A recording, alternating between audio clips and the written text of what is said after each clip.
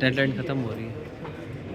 आज़म नज़ीर तारड़ साहब, डेडलाइन खत्म होने वाली है, सुप्रीम कोर्ट की मुंतकिल कर देंगे आज रात 12 से पहले। तो 12 बजे तक है ना जी।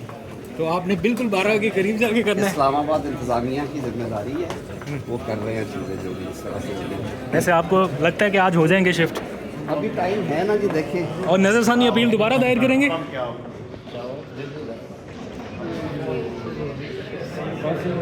डिप्टी प्राइम मिनिस्टर इसहाक डार और वज़ीर कानून आज़म नज़ीर तारड़ पहुँच गए हैं सेनेट ऐवान में। अपोजिशन चैम्बर में भी इस वक्त मौलाना फजलुर रहमान मौजूद हैं।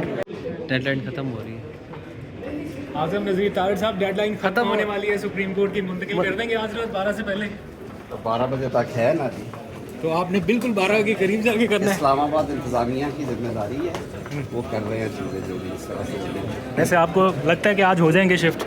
अभी टाइम है ना जी, देखें। और नज़रसानी अपील दोबारा दायर करेंगे?